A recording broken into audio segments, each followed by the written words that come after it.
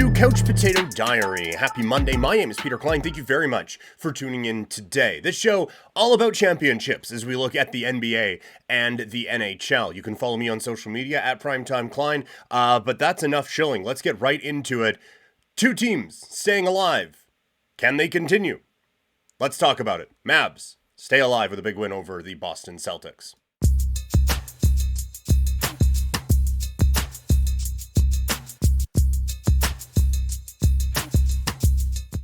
So the Boston Celtics failed to put away the Dallas Mavericks in Game 4 of the NBA Finals, a dominant win for the Mavs, getting into all-time territory, and Dallas now has the better point differential in the NBA Finals despite being in a 3-1 hole. But just a fantastic showing from Dallas over the weekend that they absolutely needed, and the big part of it was Luka showed up. There was a lot of talk about Luka Doncic coming out of Game 3 where he fouls out, the wheels kind of fall off, and it feels like the Mavericks are basically done. Luka heard the critics and he showed up. And again, we talked about it on the show. This Dallas Mavericks team isn't close to this spot without Luka Doncic. So yes, did the effort need to be better? 100%. Did he need to be better? 100%.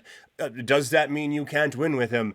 0%, in fact. But Luka showed up. His defensive effort was so much better in this game. No one is ever going to mistake him for like Giannis or LeBron or like even a Bruce Bowen defensive shutdown guy.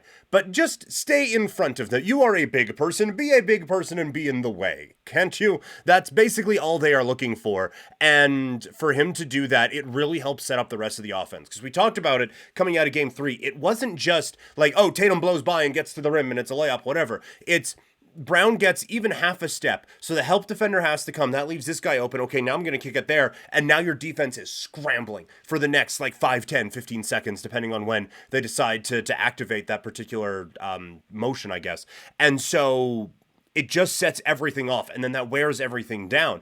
And so now you get Luka coming in, who is...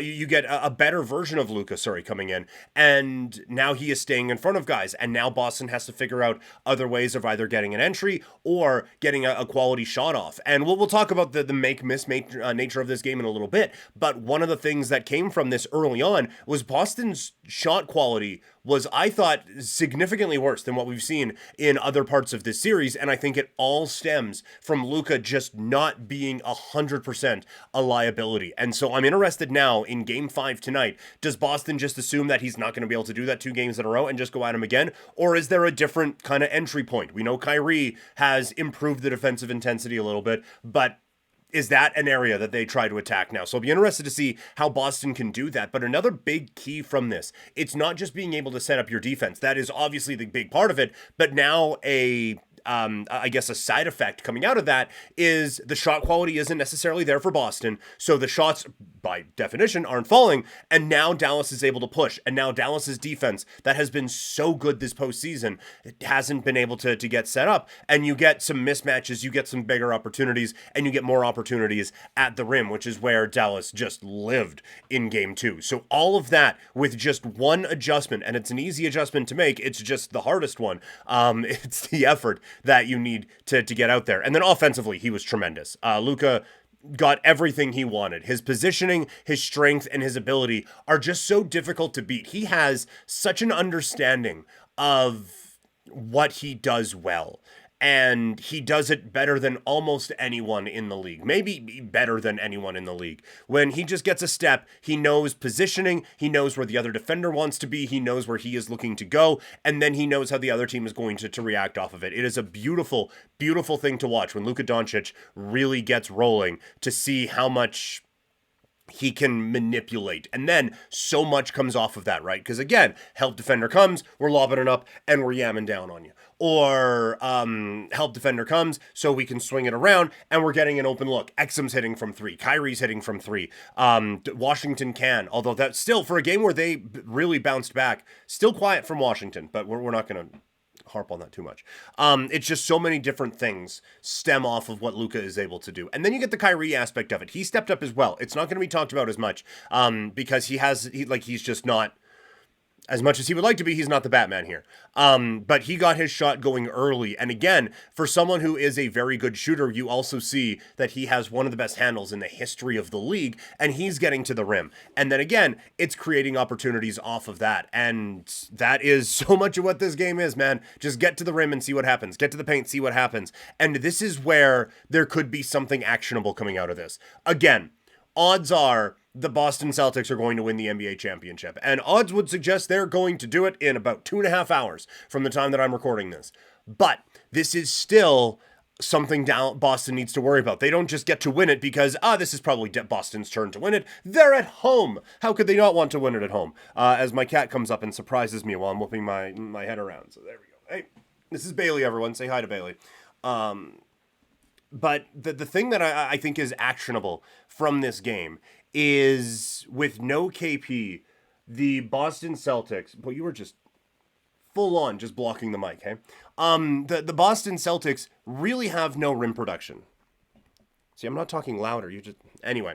The Boston Celtics really have no rim production without Kristaps Porzingis in the lineup, and that is, I think, something that Dallas was able to exploit here. A lot of the focus for Boston from this game is going to be, I think, offensively. And so much of the focus from KP is going to be offensively. But what he provides defensively, they just don't have anyone else. Offensively, Horford can hit the long shot every now and then. You have Drew, you have White, you have Brown, you have Tatum. Hauser can come in, hit a couple of shots. Pritchard can come in, hit a couple of shots. You have guys who can do it. They ain't got nobody who protects the rim the way KP protects the rim. And Dallas was like, we can just score here? Well, let's just score here then. That was basically what they did. The entire time, they just attacked,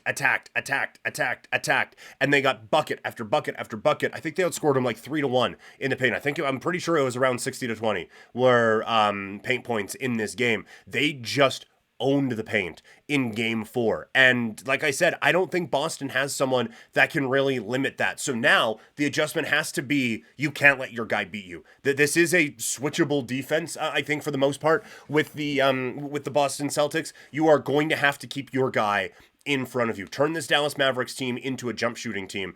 You cannot allow that many good looks in the paint again in this game. That the perimeter defense, I think, has to step up because that interior defense just isn't going to get better. Horford is not all of a sudden going to turn into Ben Wallace. All right, Tillman, who has been everything they could have wanted from him, isn't all of a sudden going to be Dennis Rodman in there swatting shots away. They are going to need their perimeter defenders to keep things on the perimeter, and not allow these guys to get beat, because that was such a key in this one. Is you see the other players stepping up, with whether it be Exum, whether it be Lively hitting a 3 in this game.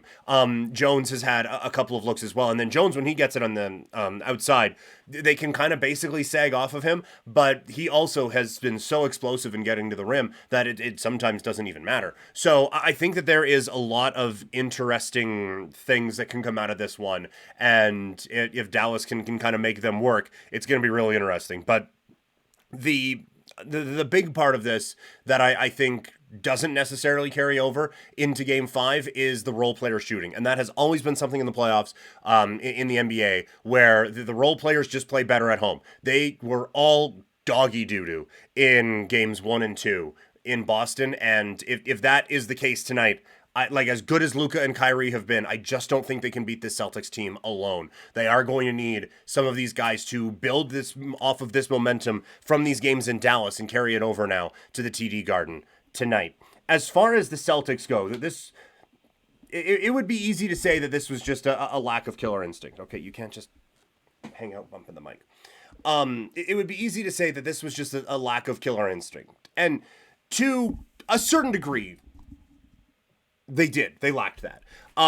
They were certainly out-hustled by the Mavericks. Their defense just wasn't good enough, and they got killed on the glass. Like, anything that points to effort was all pointing toward the Dallas Mavericks side. And you would expect that when you have a situation where one team can sweep and one team is fighting for their season. Like, that's just going to be the case.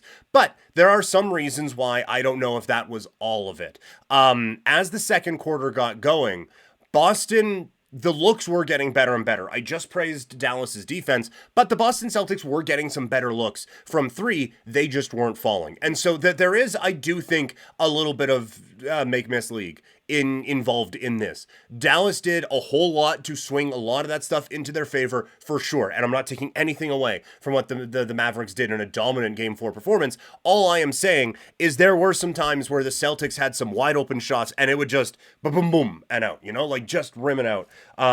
It just half a centimeter off either way, and it falls. And I mean, Dallas's credit, they were half a centimeter on the whole time, and all of their shots were falling. But a few of those start to go down, then it starts to get nervous out in Dallas on Dirk Nowitzki way, and it does start to maybe slow down that momentum a little bit.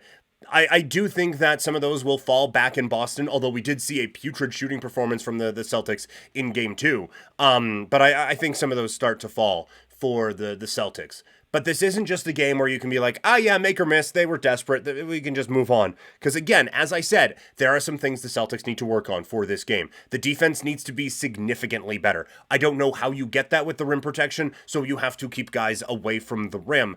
And I do think that there needs to be a little bit of a better job of, oh shit, we can't get past Luka, well now what do we do? Your offense this entire season hasn't just been drive and kick and see what happens. They have done a really good job of creating some opportunities, and I think they maybe fell into a bit of a lull with just, we'll just attack Luka and just go from there. There needs to be more of a plan B. There needs to be a bit more of an attack from the Celtics here. I do think there is quite a bit of pressure on Boston tonight.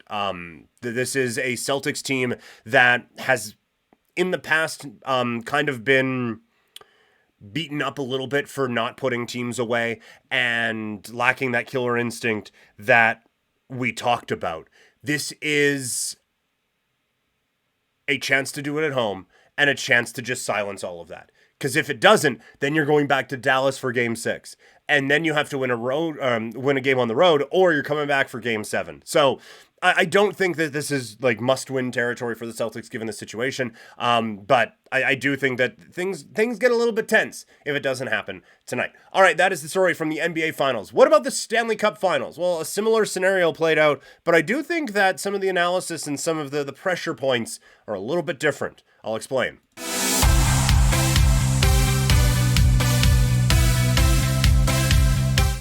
Welcome to the Stanley Cup Final, Edmonton Oilers. Holy hell, a dominant performance from the Oilers as they woke up in Game 4. And again, I do want to say, I said they woke up.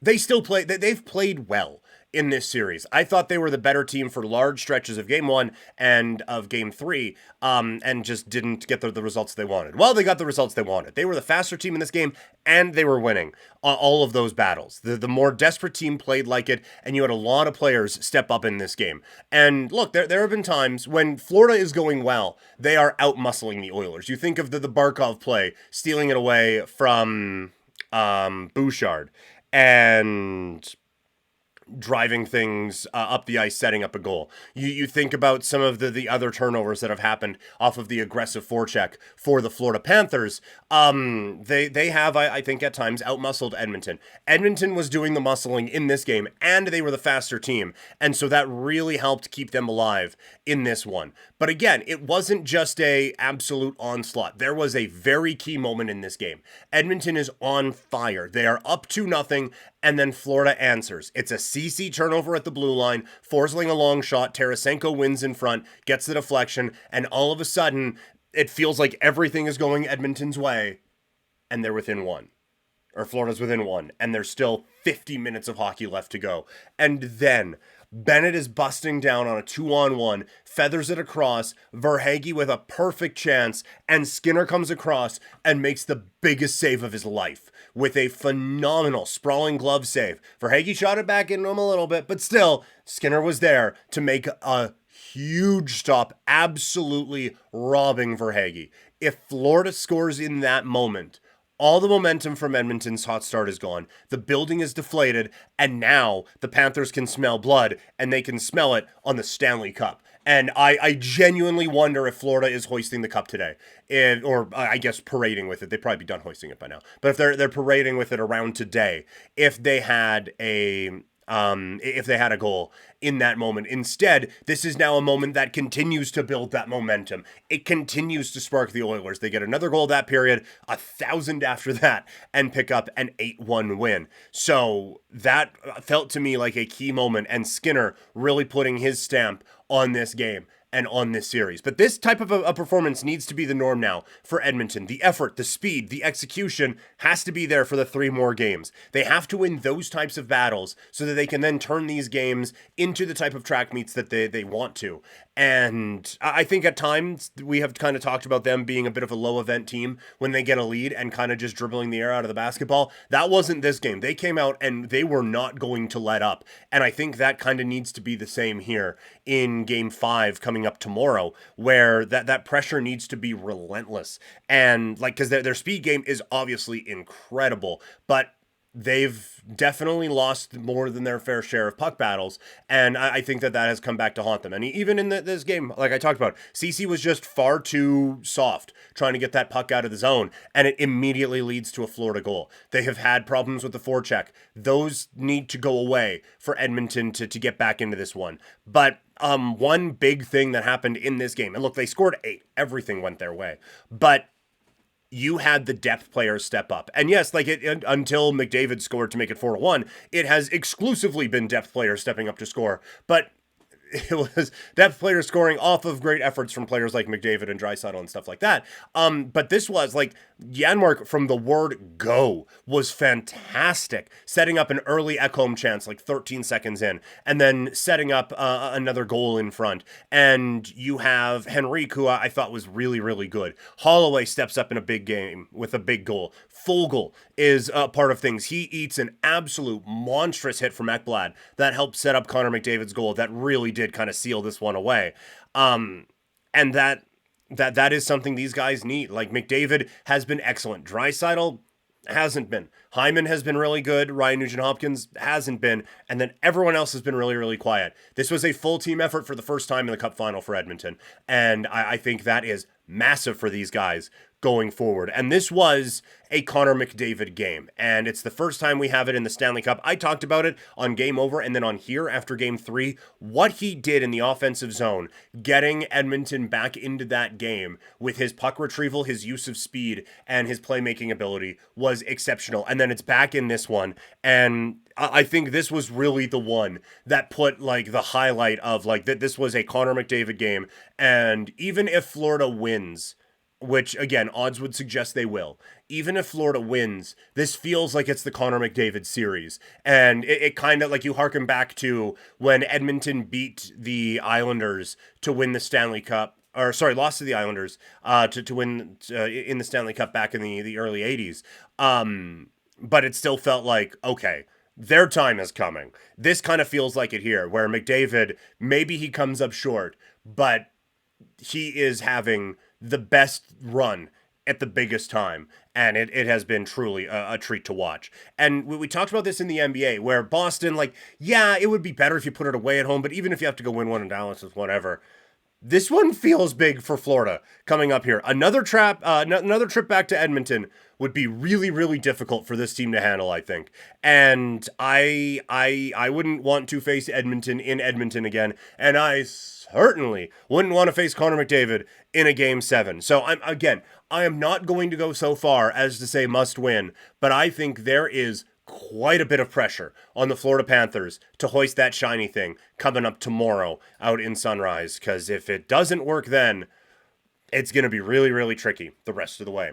All right, that is going to do it for this show today. Thank you all so much for tuning in. There was quite a bit of combat sports action. We're going to do a part 2 of this podcast coming up here in a matter of moments, so you'll be able to get that wherever you are getting this bit of content. If you're watching, make sure you like and subscribe. If you're listening, make sure that you subscribe and leave a review. You can find me on social media. I'm at Primetime Klein, and I'll talk to y'all in just a little bit.